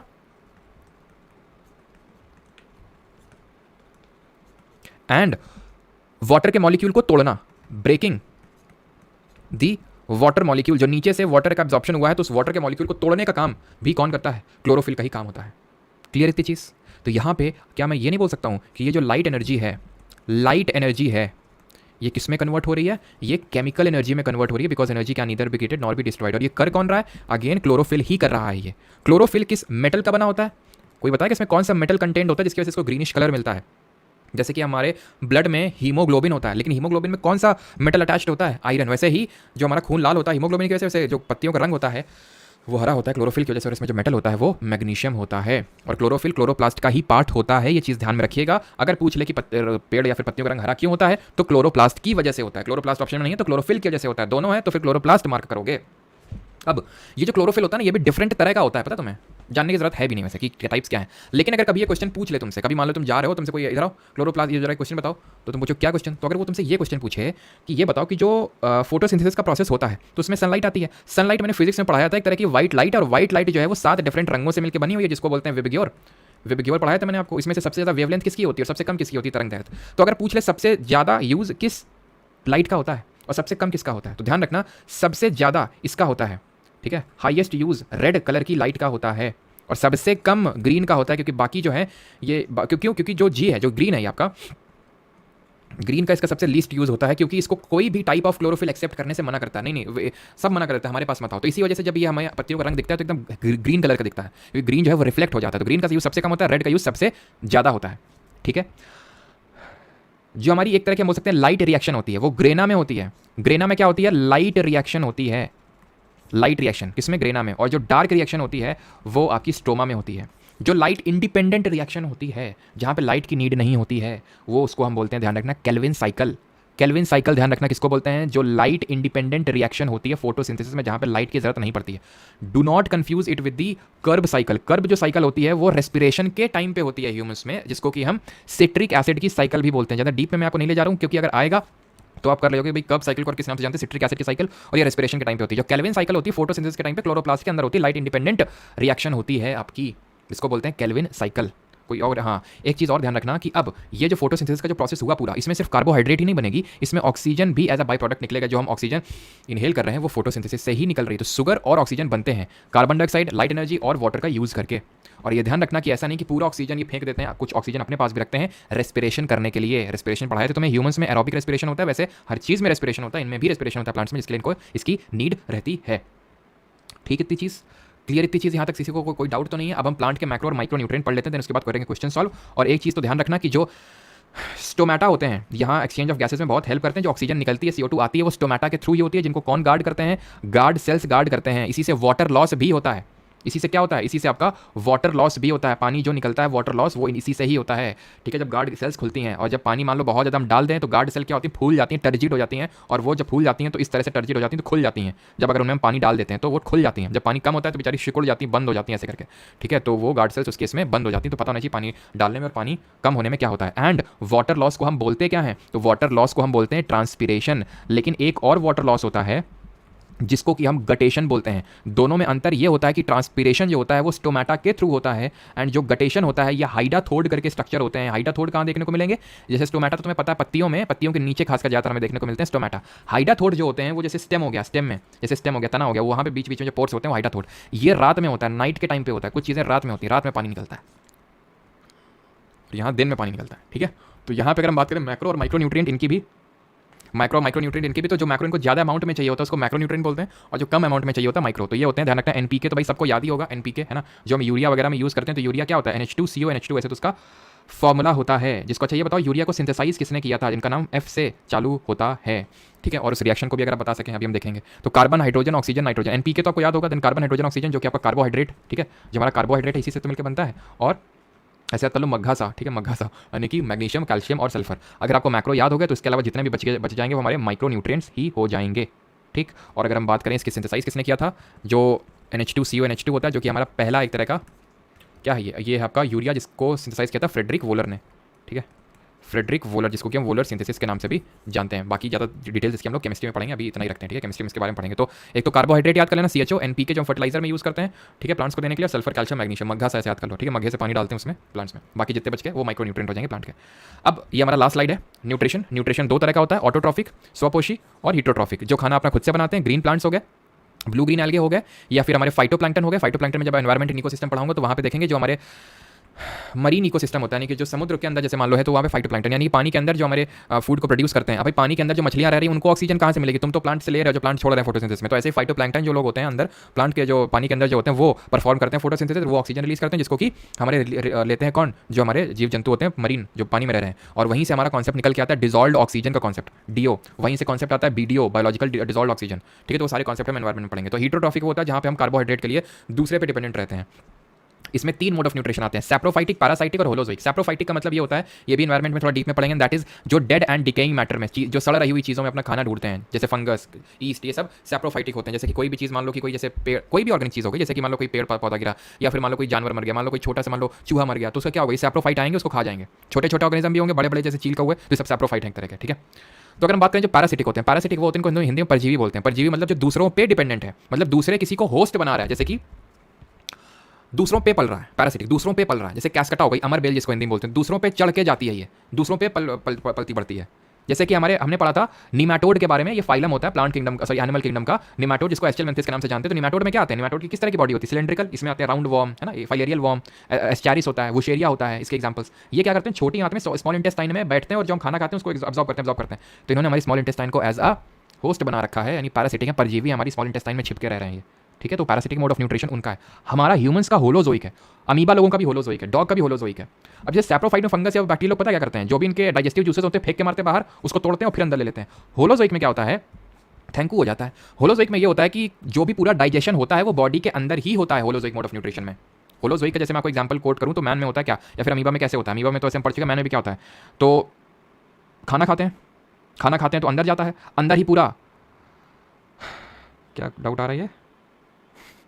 इधर जाओ, ठीक है। तो अंदर जाता है खाना और अंदर ही पूरा डाइजेशन हो जाता है, इसको हम बोलते हैं holozoic mode of nutrition. Amoeba में कैसे होता है? मैंने आपको समझाया था, जैसे मान लो अमीबा किसी भी शेप का हो सकता है, मान लो इसको कोई फूड पार्टिकल दिखा, ये अपने फॉल्स फीड फैलाएगा, जिसको हम सीडोपोड्स बोलते हैं। इसके अपेंडेजेस होते हैं, इसके अपेंडेजेस को सीडोपोड बोलते हैं ना, या तो पैरामीशियम में सीलिया होते हैं, और बैक्टीरिया में फ्लैगला होता है, यूग्लेना में फ्लैगला होता है। तो इसको अंदर लेगा, जब अंदर लेगा तो क्या हो जाएगा? फूड वैक्यूल क्रिएट करेगा। फूड वैक्यूल, इसमें स्टेजेस होती हैं, मैं आपको स्टेजेस भी लिख देता हूँ। जैसे सबसे पहले तो इंजेक्शन होगा, खाने का अंदर लेना, उसको इंजेक्शन बोलते हैं। देन खाना डाइजेस्ट होता है, इसको बोलते हैं खाने का डाइजेशन। देन न्यूट्रिएंट्स एब्जॉर्ब होते हैं, याद आ रहा है? स्मॉल इंटेस्टाइन में फिंगर लाइक प्रोजेक्शंस होते हैं जो सरफेस एरिया इंक्रीज करते हैं फॉर फूड एब्जॉर्प्शन, नाम बताइए उनका। देन क्या होता है? देन एसिमुलेट होते हैं, न्यूट्रिएंट्स का एसिमुलेशन होता है। ये स्टेजेस होती हैं होलोजोइक मोड ऑफ न्यूट्रिशन में। एंड देन वो खाना बाहर निकल जाता है, जो भी चीज़ हमें अनवांटेड होती है, नीडेड नहीं होती है। तो जो फूड वैक्यूल बना है, इसमें जो नीड नहीं है वो बाहर निकल जाएगा, जैसे ह्यूमंस में भी होता है, ठीक है। तो चलिए अभी करते हैं सर क्वेश्चंस, जल्दी से आ जाते हैं क्वेश्चंस पे। और आईपीएल में किसका मैच है आज? है लगता है कुछ ठीक ठाक चल नहीं रहा आईपीएल में।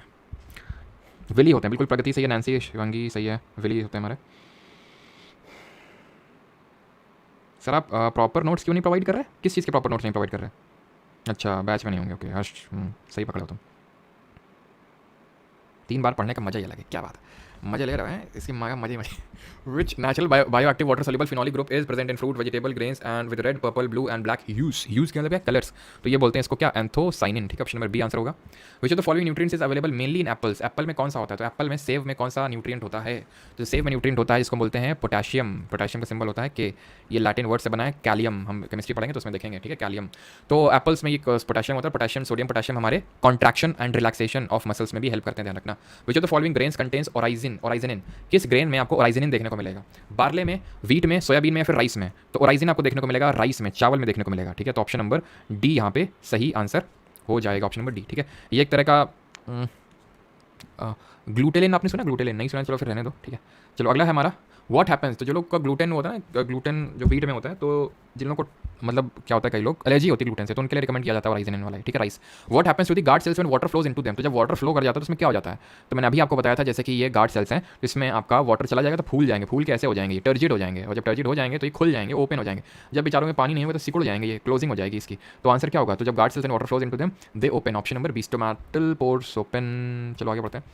Plants that are adapted to live under plenty of sunlight, जो बहुत सारी सनलाइट में, प्लेंटी ऑफ सनलाइट मिलती है, उसमें अडैप्टेड है रहने के लिए, तो उनको क्या बोलते हैं? जीरोफाइट्स नहीं, जीरोफाइट्स तो वो होते हैं जो डेजर्ट्स में रहने के कैपेबल होते हैं। हीलियोफाइट्स होते हैं। अच्छा हेलोफाइट से कंफ्यूज मत करना, हेलो वर्ड जहाँ भी दिख जाए तुमको, जहाँ भी हेलो वर्ड दिख जाए, इसका लेना और देना होता है सॉल्टीनेस से। तो भाई जो प्लांट सॉल्ट में रहने, जैसे कि जो एग्जाम्पल कोट करोगे कौन से प्लांट होंगे, याद आ रहा आपको कि तटों में, यानी कि यहाँ पे हमें किस तरह के प्लांट्स देखने को मिलते हैं, तो याद अगर आपको आ रहा हो तो मैंने बताया था ज्योग्राफी में मैनग्रूव्स होते हैं, मैनग्रूव वन, तो ये सॉल्ट टॉलरेंट प्लांट होते हैं, जो सॉल्ट टॉलरेंट होते हैं वो होते हैं हेलोफाइट्स, उनको बोलते हैं, ठीक है। The leaves have a green pigment called as dash which helps leaves to capture the energy from the sunlight. तो क्या होता है जो सनलाइट कैप्चर करने में हेल्प करता है, तो उसको हम क्या बोलते हैं, chlorophyll, option number B. Which plant tissue is responsible for the transportation of water minerals from the soil to the stems, आसान है, जाइलम। पैरेन्काइमा क्या करता है, ये क्या है, कॉम्प्लेक्स प्लांट टिश्यू है, कॉम्प्लेक्स परमानेंट टिश्यू है, ठीक है। एंड पैरेन्काइमा क्या करता है, फूड स्टोरेज करता है। इसी के दो पार्ट होते हैं, एरेन्काइमा जिसमें एयरी स्पेसेस होती हैं जो प्लांट को फ्लोट करने में हेल्प करते हैं, एंड इसी का पार्ट होता है क्लोरेन्काइमा। कॉलन आपका फ्लेक्सिबिलिटी प्रोवाइड करते हैं, thick and at irregularly thickening corners पे होती है, एंड ये हमें जो ये पार्ट होता है ना लीव का इंटरनोड्स यहाँ पे देखने को मिलता है। फ्लोएम ये फूड का ट्रांसपोर्टेशन करते हैं, जो हमने अभी फूड बनाया था फोटोसिंथेसिस में, जो खाना बनाया था वो फ्लोएम के थ्रू ही, वही फूड है, वही जो फ्लोएम के थ्रू ट्रांसपोर्ट होगा, तो इनको हम कंडक्टिंग टिश्यूज बोलते हैं, सवनी ऊतक बोलते हैं। और ध्यान रखना कि फूड जो होता है प्लांट में हर जगह बनता है जहाँ जहाँ क्लोरोफिल होता है, जहाँ जहाँ ग्रीन पार्ट होता है, ठीक है। जैसे कि अगर मान लो कोई फल है, फल हरे कलर का है, ग्रीन है ना, वहाँ भी फोटोसिंथेसिस होगा, तना है, स्टेम, जहाँ भी, ऐसा ही सिर्फ पत्तियों में ही फोटोसिंथेसिस होता है। विच of the following is the ultimate source of energy for all living organism, सभी के लिए अल्टीमेट सोर्स ऑफ एनर्जी क्या है, सन है, ऑब्वियसली बात है, सन नहीं होगा तो फोटोसिंथेसिस नहीं होगा, फोटोसिंथेसिस नहीं होगा तो फिर प्लांट अपना खाना नहीं बनाएंगे, तो फिर हमें कहाँ से खाना मिलेगा। द मोड ऑफ, बोलोगे हम जानवरों को मार के खा लेंगे, हम नॉन वेजिटेरियन, तो जानवर कहाँ से खाएंगे फिर। The mode of nutrition in which organism make food themselves from simple substances, खुद के लिए खाना बनाते हैं सिंपल सब्सटेंसेस से, खुद के लिए खाना बनाते हैं, दैट मीन्स ऑटोट्रॉफिक होंगे। जो हमारे ये सैप्रोट्रॉफिक है तो हीटरोट्रॉफिक का ये ना पार्ट, ऑप्शन नंबर ए सही आंसर होगा। Question number 10, plants require nutrients for the growth which can be supplied through, तो सॉइल एंड एयर ओनली नहीं, सॉइल वाटर एंड एयर, ठीक है। तो वाटर एयर सबसे मिलता है, soil water air. Water comes out of the leaves in the form of vapour by the process called as creepers, transportation, venation या फिर transpiration, तो मैंने आपको बताया था इसको बोलते हैं क्या, vapours, form of vapours by process, तो ये लीव्स के थ्रू निकलते हैं, इसको ट्रांसपीरेशन बोलते हैं, स्वेद। मैंने आपको बताया था कहाँ से निकलता है, स्टोमेटा से निकलता है। और जो हमारा हाइडाथोड होता है, हाइडाथोड से गटेशन बोलते हैं जो रात में होता है। 12, the broad green part of the leaf is called as, broad green part of the leaf is called as, इसको बोलते हैं वेन्स। तो ये होती हैं वेन्स, तो तुम्हारी लीव्स में ये होती है ना, ये वेन्स होते हैं। और वेन्स में कौन से टाइप ऑफ प्लांट टिश्यूज होते हैं जरा बताइए, कॉम्प्लेक्स नहीं सिंपल होते हैं वो, तो आंसर क्या होगा, लैमिना बोलते हैं उसको। और वेन्स में होता है तुम्हारा स्क्लेरेनकाइमा, स्क्लेरेनकाइमा होता है वेन्स में। अगला है the green plants in terrestrial ecosystem capture, terrestrial ecosystem का मतलब होता है जो जमीन वाला है, पानी वाला नहीं, जमीन वाला। अबाउट द परसेंटेज, कितना कैप्चर करते हैं, तो मैंने बताया था मैक्सिमम 1% कैप्चर करते हैं ये। 14, nuts, vegetable oil and fish are good sources of which of the following, तो जो नट्स होते हैं, वेजिटेबल ऑयल, फिश, ये सब अच्छे सोर्स होते हैं, कार्ब, मिनरल, हेल्दी फैट या फिर प्रोटीन, तो ये सारे हेल्दी फैट के अच्छे ऑप्शन होते हैं। ऑप्शन नंबर सी यहाँ पे सही आंसर होगा। प्रोटीन तो आपको वही जैसे होता है एग वाइट हो गया, या फिर नॉन वेजिटेरियन हमारे कुछ सोर्सेज होते हैं, सोयाबीन हो गया, उसमें काफी अच्छा मिलता है। विच nutrient is chlorella rich in, chlorella क्या होता है हमारे तरह का, कौन सा तरह का एल्गे होता है, और एल्गे मैंने आपको बता दिया अभी कि एल्गे में भी फोटोसिंथेसिस होता है आपका, तो ये आपका प्रोवाइड करता है प्रोटीन। रफेज मैंने आपको बताया था, जिनको डाइटरी फाइबर्स के नाम से भी जानते हैं, ये क्या करते हैं, ये सच कोई बड़ा मेजर रोल नहीं है, लेकिन रोल तो इनका अच्छा खासा है, दैट इज जो भी खाना है वो हमारी आंतों में चिपके नहीं, पेट में, मतलब आंतों से यानी स्मॉल इंटेस्टाइन, स्टमक से आराम से एकदम मक्खन की तरह एकदम निकले, ठीक है, that is called as fibre. Roughage ये इनका मेन काम होता है, ताकि स्मूथनिंग प्रोवाइड करना स्मॉल इंटेस्टाइन की। तो ये हमें फाइबर भी खाने जो होता है ना, जैसे हम मान लो फ्रूट जूस पीते हैं, तो बोला जाता है कि फ्रूट को अगर ऐसे ही कंज्यूम करेंगे ज़्यादा अच्छा है, फ्रूट जूस पिए। रीजन उसका ये है कि फ्रूट जूस में सिर्फ फ्रूट शुगर ही आई, फ्रक्टोज ही आई, और बाकी जो शुगर थोड़ी बहुत है सुक्रोज और ग्लूकोज। लेकिन जब हम पूरा फ्रूट खाते हैं तो उसमें फाइबर भी मिलता है, क्योंकि वो जो बाकी का जो हम फेंक देते हैं जूस के बाद, तो उसमें फाइबर होता है वो, ठीक है। क्लोरेला की अगर बात करें तो एक तरह का ग्रीन एल्गे होता है ना, हरा शैवाल होता है, ग्रीन एल्गे। अगला है हमारा iron, iodine and zinc can be considered as which of the following, हाँ धोखने में काम आता है, क्या धोखने में काम आता है, समझा नहीं मैं।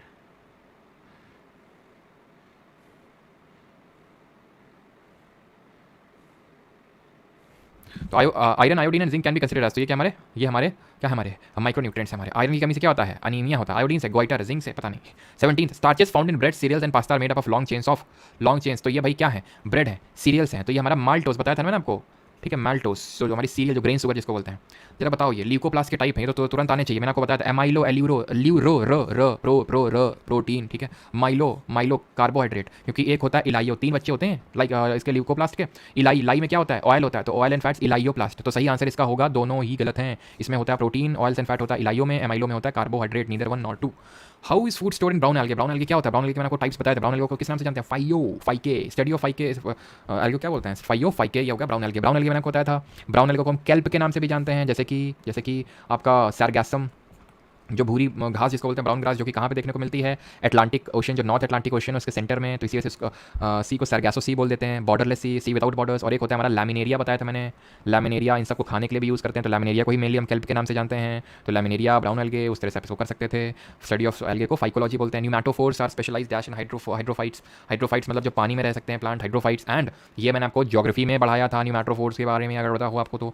कब मैंने आपको बताया था कि यहाँ पे जो हमारा जो सुंदरबन डेल्टा होता है या फिर ऑल अलॉन्ग द कोस्ट, हमें मैनग्रूव फॉरेस्ट देखने को मिलते हैं, जिनको लिटोरल स्वैम्प फॉरेस्ट के नाम से भी जानते हैं। यहाँ के जो मैनग्रूव फॉरेस्ट है उनको सुंदरबन फॉरेस्ट के नाम से जानते हैं, बिकॉज सुंदरी ट्री पाए जाते हैं। सुंदरबन डेल्टा बोलते हैं यहाँ पे, जो मेघना जो गंगा और ब्रह्मपुत्रा मिलकर बनाती है सबसे बड़ा विश्व का डेल्टा, तो उसको सुंदरबन डेल्टा इसीलिए बोलते हैं बिकॉज इन मैनग्रूव फॉरेस्ट में सुंदरी ट्री पाए जाते हैं, और वो सुंदरी ट्री के सुंदरबन नाम पड़ा। ये सुंदरी जो ट्री होते हैं या फिर कोई भी जो मैनग्रूव होते हैं, क्योंकि पानी के अंदर रहते हैं, तो ये अपनी जो रूट्स होते हैं उनको बाहर निकाल लेते हैं सांस लेने के लिए, उनको बोलते हैं न्यूमैटोफोर्स, ठीक है। तो एक तरह की रूट्स होती हैं, ऑप्शन नंबर बी। और ये हमारे कैसे होते हैं, विवी पैरस इन नेचर होते हैं, यानी अपने सीड को जो है अपने रखे पूरा जनरेट कर लेते हैं अपने साथ में रखे। 21 at least dash of the carbon dioxide fixation on earth is carried out by algae through photosynthesis. तो एल्गेज लोग जो हैं कितना at least dash of the carbon, ठीक है, तो ये रफली हाफ 50% जो है लगभग फिक्सेशन कार्बन डाइऑक्साइड का एल्गे करते हैं। फिक्सेशन का मतलब है CO2 लेना, देन खाना बनाना, देन O2 रिलीज करना, इसको फिक्सेशन बोलते हैं, ठीक है। I think nutrition and plant के आप सारे इतने सारे क्वेश्चन कर पाएंगे, ठीक है। ये क्वेश्चन भी कर पाएंगे। लाइट इंडिपेंडेंट रिएक्शन कौन सी होती है, कैल्विन साइकिल होती है, ठीक है, कैल्विन साइकिल है ना, कर्व साइकिल अलग होती है। तो ये सारे क्वेश्चन आप आई थिंक कर पाएंगे। अब न्यूट्रिशन एंड एनिमल्स के कुछ क्वेश्चन देख लेते हैं। करंट अफेयर का क्लास नोट कब मिलेगा सर? अभी अपलोड हुए नहीं क्या? मैगजीन तो आपकी अपलोड हो गई है सर एंड मैम, जितने लोग करंट अफेयर वाले कोर्स में हैं, मैगजीन आपकी अपलोड हो चुकी है मार्च महीने वाली। और इस बार आपको कुछ अलग बढ़िया फीचर देखने को भी मिलेगा, आखिरी में देखिएगा मैगजीन के। सर मुझे प्रोटीन दिला दो बेटा हिटलर, तुझे प्रोटीन क्या, तुझे मैं बहुत कुछ दूंगा, तू आ तो एक बार। प्रोटीन के अलावा बहुत कुछ देंगे तुमको। Which essential macronutrient plays a clear role in the synthesis, storage and secretion of insulin in the hexameric form as well as in the conformational integrity of insulin, zinc, fluoride, selenium, F, phosphorus. सही answer होगा essential macro, ठीक है, तो ये phosphorus होगा, option number D, ठीक है। Insulin के स्टोरेज और सेक्रेशन में जो हेल्प करता है दैट इज फास्फोरस। और इंसुलिन हमें पता है कौन सा ग्लैंड हमारा हार्मोन रिलीज करता है, इंसुलिन।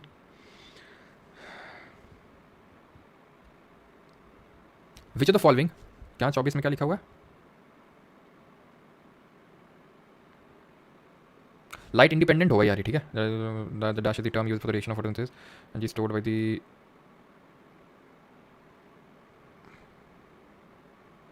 अरे यार क्वेश्चन की लैंग्वेज तो पढ़ो, क्या लैंग्वेज बोल रहा है कि the dash is the term used for the reactions of photosynthesis that use the energy stored by light dependent reaction to form, यानी कि ये भाई साहब जो है जिसके बारे में क्वेश्चन पूछ रहा है, जो कि कैल्विन साइकिल है, वो उस एनर्जी को यूज़ करता है जो लाइट डिपेंडेंट रिएक्शन में यूज़ हुई थी। थाइलाकॉइड था, यहाँ पे ग्रेना था, ग्रेना और स्ट्रोमा लिक्विड था, तो ग्रेना लाइट रिएक्शन हो रही थी यहाँ पे, तो यहाँ से ग्रेना में लाइट, यही तो स्टोर कर रहे हैं लाइट को, यही तो लाइट को स्टोर कर रहे हैं, इनके बीच में क्लोरोफिल है, देन इसी को यूज़ कर रहा है ये लाइट इंडिपेंडेंट वाला, जिसको कैल्विन साइकिल बोलते हैं। पढ़ तो लो क्वेश्चन क्या, ठीक है। तो ये हो गया। Which of the following was the first B vitamin, तो फर्स्ट देखो यही आई थिंक ये सीपीयू में पूछा गया था, ये सेम क्वेश्चन सीजीएल में से पूछा गया 2022 में। तो विटामिन B1 होगा, B1 मतलब थायमिन, दूसरा राइबोफ्लेविन है ना। फोलिक एसिड कौन सा विटामिन है, बताओ folic acid. Select the incorrect statement with regards to vitamin, vitamin के संबंध में कौन सा यहाँ पे गलत है, ये आपको बताना है। Plants can synthesize almost all vitamin, सही, ऑलमोस्ट ज़्यादातर विटामिन से खुद बना लेते हैं। विटामिन आर ऑर्गेनिक कंपाउंड, ये भी सही है। Some bacteria in the gut do not produce vitamin, some bacteria in the gut do produce vitamin, कैसी बात कर रहे हो तुम। Most of our vitamin can not get synthesize in sufficient amount in our body, बिल्कुल ज़्यादातर vitamin हमारे synthesise नहीं हो पाते हैं, लेकिन कुछ बैक्टीरिया होते हैं जो हमारे गट्स में, हमें होता है ना, बैक्टीरिया हर जगह है, गुड भी है बैड भी है, वायरस तो बैड ही बैड है, लेकिन बैक्टीरिया गुड भी है बैड भी है, तो गुड बैक्टीरिया होते हैं गट में। Which is the most important health benefit of vitamin D, vitamin D मतलब रेटिनॉल, सॉरी कैल्सीफ्रॉल बोलेंगे इसके केमिकल नेम को, कमी होगी तो बोन्स वीक हो जाएंगी। बोन्स कहाँ पे हैं, ऑप्शन नंबर ए, ठीक है, ऑस्टियोपोरोसिस, सॉफ्ट बोन्स हो जाती है। मैगजीन्स के लास्ट में मॉडल्स ऐड हुई हैं क्या? अमन जायसवाल, तुम्हारी उम्मीदें जो है ऐसी हैं कुछ, है ना, देखना एक बार कौन सी मॉडल की फोटो ऐड हुई है।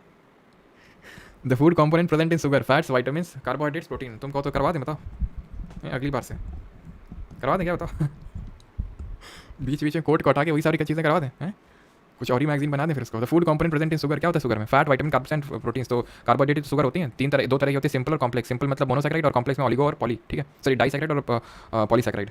अगला क्वेश्चन है, milk, seafood, nuts, whole grains contain high amounts of which mineral that supports bone health and our bodies repair process. तो क्या होता है, बहुत ज़्यादा होता है इसमें हमारी बोन हेल्थ। तो बोन हेल्थ मैंने बताया था, बोन का जो मैट्रिक्स बना होता है वो किसका बना होता है, कैल्शियम एंड फॉस्फोरस का। याद आ रहा है आपको कि भाई जैसे हमारा बोन एक कनेक्टिव टिश्यू है, जो कनेक्टिव टिश्यू होता है उनका, तो जो कनेक्टिव टिश्यू होता है उनका हमने पढ़ा था डिफरेंट तरह के होते हैं, ब्लड भी होता है, लिम्फ भी होता है, बोन भी होता है, कार्टिलेज भी होता है, लिगामेंट भी होता है, टेंडन भी होता है। जो हमारा डिपेंड करता है, कार्टिलेज भी होता है, तो डिपेंड करता है मैट्रिक्स किसका बना हुआ है। तो कैल्शियम और फॉस्फोरस का मैट्रिक्स बना होता है बोन में। कितनी बोन होती है ये बताओ सुबह उठने पे। Which of the following vitamins prevent major birth defects of the brain and spine of a newborn baby. तो निम्नलिखित में से कौन सा विटामिन नवजात शिशु के मस्तिष्क और रीढ़ की हड्डियों में प्रमुख रूप से दोषों को रोकता है? तो विटामिन ए, जो हमें स्प्राउट, जो अंकुरित चने होते हैं उसमें अंकुरित जो चीज़ें होती हैं उसमें देखने को मिलता है, ठीक है, स्प्राउट विटामिन ए। हाँ 206 सही है, बिल्कुल 206 आपकी बोन्स होती हैं एडल्ट्स में, और 300 होती हैं किसमें, जो हमारे न्यू बॉर्न बेबीज होते हैं। चलो सर केडा के बाद से एक ऑर्डर में बता दीजिए, मतलब समझा नहीं मैं। Carbohydrates utilize by the body, human body in the form of, तो कार्बोहाइड्रेट्स ग्लूकोज के फॉर्म में स्टोर होती है, अमीनो एसिड प्रोटीन, ठीक है, fatty acid fats. Monomer unit of glycogen, तो मोनोमर यूनिट ऑफ ग्लाइकोजन क्या होती है आपकी फ्रक्टोज होती है, ग्लूकोज होती है, गैलेक्टोज होती है, या फिर मनोज होती है। अच्छा उसकी बात आप कर रहे हो क्या, वो मतलब विटामिन के, ई, डी और ए बताया था, अच्छा वो कीड़ा की बात कर रहा हूँ। तो उसमें मतलब क्या चीज़, वैसे तो बफरिंग हुई थी मुझे पता है, लेकिन मैंने बता तो दिया था विटामिन बी कॉम्प्लेक्स के बारे में, अगर फिर भी कुछ छूट गया तो बता दो। तो सही आंसर क्या होगा? Glycogen monomer unit. यार मोनोमर यूनिट का मतलब क्या है? मैंने बताया नहीं था तुम्हें। ये जो कार्बोहाइड्रेट ग्लूकोज में टूटता है, ग्लूकोज जब मिल जाता है आपस में तो ग्लाइकोजन बनता है, तो यही स्टोर्ड फॉर्म ऑफ कार्बोहाइड्रेट होता है हमारी बॉडी में। बार बार तुम्हें बताना पड़ता है। ऑप्शन नंबर बी सही आंसर होगा। आपके जितने भी क्वेश्चन तुम खुद करोगे। अच्छा एक दो और करवा देते हैं, 42 तक करवाएंगे क्वेश्चन, इसके आगे नहीं करवाएंगे, ठीक है? भूख लगी और की। Which vitamin is synthesized in the presence of sunlight in our body? तो सनलाइट की प्रेजेंस में कौन सा विटामिन सिंथेसाइज होता है? तो मैंने आपको बताया था विटामिन जो डी होता है, जो हमें फिश ऑयल में भी देखने को मिलता है, ये हमारा सनलाइट में नहीं होता है, हमारी बॉडी सिंथेसाइज करता है इसको। Which essential amino acid is necessary for the production of our brain's chemical messengers including melatonin, dopamine, noradrenaline और अच्छा नोरा एड्रेनालिन भी है थायरॉक्सिन। बताओ कौन सा सही आंसर होगा? मेलाटोनिन जो है बताओ स्लीप साइकिल को रेगुलेट करता है, कौन सा ग्लैंड रिलीज करता है? तो ये एसेंशियल अमीनो एसिड्स, 2 तरह के अमीनो एसिड्स बताए थे। अमीनो एसिड्स क्या होते हैं? 20 तरह के अमीनो एसिड से मिलकर हमारा प्रोटीन का एक यूनिट बनता है। 2 तरह के होते हैं, एसेंशियल नॉन एसेंशियल। एसेंशियल जिसको हमें कंज्यूम करना पड़ता है, नॉन एसेंशियल जो हमें कंज्यूम नहीं करना पड़ता, बॉडी खुद से बना लेती है, ठीक है? तो ल्यूसीन, फिनालानिन या फिर आपका ट्रिप्टोफैन या फिर आपका वेलाइन, कौन सा सही आंसर होगा? हाँ सबका सही है। जो मेलाटोनिन होता है, ठीक है, जो मेलाटोनिन होता है ये आपका पीनियल ग्लैंड रिलीज करता है। कौन सा ग्लैंड? पीनियल ग्लैंड रिलीज करता है, ठीक। तो इसका सही आंसर क्या होगा? Essential amino acid. तो ल्यूसीन आपका एसेंशियल अमीनो एसिड तो होता है, लेकिन ये जो चीज़ पूछा उसमें जरूरी नहीं होता है, ये फिलानीन इसका सही आंसर होगा, ठीक है? फिनाइलानीन, ऑप्शन नंबर बी। एक क्वेश्चन और करो जल्दी से, टोटल 43 करेंगे। तो प्रोटीन रिच फूड क्या होगा इसमें? वीट, लेमन, एग वाइट, फिर बटर एंड चीज़। तो प्रोटीन रिच फूड की अगर बात करें तो एग वाइट होगा हमारा। जो एग यॉक होता है, जो कि येलो पार्ट होता है, जो येलो एंथोसाइनिन की वजह से होता है, एंथोसाइनिन, तो वो एक्चुअल में उसमें गुड कोलेस्ट्रॉल होता है। तो यहाँ पे सही आंसर होगा सी। फैट रिच फूड की अगर हम बात करें तो बटर एंड चीज़ होगा, जो हमें ज़्यादा कंज्यूम नहीं करना चाहिए। कार्बोहाइड्रेट रिच फूड की बात करेंगे तो वीट, और इसमें कौन सी शुगर होगी? एंड विटामिन बी, क्योंकि सिट्रस फ्रूट है ना, C D A B C, ठीक है? और इसमें वीट में सीरियल है ना, तो माल्टोस होगी। Vitamins and minerals are helpful for which of the following? तो किसमें हेल्प करते हैं? Proper breathing, sweating, fat storage या फिर कैरी आउट मेटाबॉलिक रिएक्शंस? तो मेटाबॉलिक रिएक्शंस आंसर होगा। And the last question is as per the dietary guidelines recommended by the doctors the RDA for cholesterol intake in healthy adults and children above 4 years of age is dash milligram per day. तो जरा बताइए कि क्या होगा सही answer? 300 milligram per day, option number D. RDA का मतलब होता है रिकमेंडेटरी डाइटरी अलाउंस। कमेंट में बताइए कितनी कैलोरी, अगर हमने इकोनॉमिक्स में पढ़ा था, जो अलग कमेटी बनी थी उसने एक कैलोरी बेस्ड पॉवर्टी लाइन दी थी, तो कितने कैलोरी अगर कंज्यूम कोई करता है उतने एक मतलब वो आप बताइए मुझे थ्रेशोल्ड, रूरल और अर्बन वाला। अब जितने क्वेश्चन आप खुद से करेंगे, ठीक है? आसान से हैं, सारे हो जाएंगे आराम से, ठीक है? चलिए, तो वो हम लोगों ने पढ़ा था, क्या मैंने पूछा यार? हाँ, तो वो होता है 2400 कैलोरी रूरल के लिए, क्योंकि ज़्यादा कैलोरी की इंटेक होती है बिकॉज फिजिकल वर्क ज़्यादा होता है, और 2100 कैलोरी होता है अर्बन के लिए, अर्बन में जो लोग रहते हैं शहरों में, ठीक है? बाकी ये क्वेरी नंबर है, ठीक है? जिसको अगर बैच वैच लेना हो तो क्वेरी नंबर पे मैसेज कर सकता है। बाकी एक और क्वेरी नंबर है, अगर इस पर ना हो, कॉलिंग फैसिलिटी भी आपको जल्दी मिल जाएगी 1-2 दिन के अंदर ही, तो आप कॉल वॉल करके भी डाउट पूछ सकते हैं, ठीक है? 9235798380। और जो करंट अफेयर का जो कोर्स है, ठीक है, वैसे तो अगर आप इस कोर्स में एनरोल होते हो तो करंट अफेयर के जो हैंड रिटन नोट्स हैं, पीडीएफ तो करंट अफेयर की परमानेंट एसएससी टेलीग्राम पे डली जाती है, हैंड रिटन नोट्स मिल जाएंगे। लेकिन आपको मैगजीन वगैरह चाहिए तो अलग से फिर कोर्स है, क्योंकि यार उसमें जब मैगजीन देखोगे तो खुद ही पता चल जाएगा किस लेवल की मैगजीन है। एंड बाकी जो लोग बैच में हैं तो वो जब करंट अफेयर का कोर्स में एनरोल करेंगे तो एसएससी कोड का यूज़ करेंगे to get a special discount, ठीक है? करंट अफेयर के कोर्स में आपकी जो मंथली मैगजीन है, अभी 6 महीने का ऑप्शन नहीं है, मैं 6 महीने वाला भी ऑप्शन उसमें इनेबल करवा दूंगा, तो 6 महीने वाला ऑप्शन भी हो जाएगा उसमें। एंड मार्च महीने की मैगजीन डल चुकी है उसमें, ठीक है? चलिए, थैंक यू सभी को। बाकी मिलते हैं कल with the last class of biology, जिसमें कि हमारा मिसलेनियस टॉपिक होगा, दैट इज़ जो भी हमारी कुछ चीज़ें छोटी छोटी बच गई हैं, जैसे कि एक हमारा जेनेटिक वाला कंपोनेंट बच गया, जिसमें हमारा टूथ दांतों वाला बच गया, तो वो सारी चीज़ें जो है कल आखिरी जो लेक्चर होगा उसमें देखेंगे, ठीक है?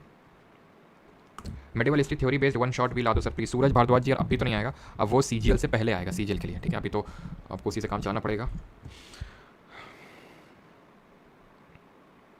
सर अब क्या ब्रह्मचारी हो आप? हाँ हैं भाई ब्रह्मचारी, बिल्कुल। बताओ टिप्स चाहिए कुछ?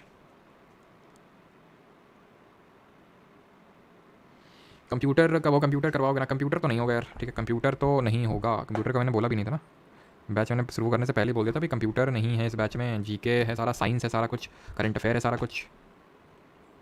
सर आपकी वजह से मॉक टेस्ट में जीके में 35 आने लगे, पर मैथ एंड इंग्लिश का मोय मोय हो गया। अच्छा, मैगज़ीन के पीछे क्या है? मैगज़ीन के पीछे मैगज़ीन के पीछे तो आपको देखने को मिलेगा सर, जब आप मैगज़ीन देखोगे तभी।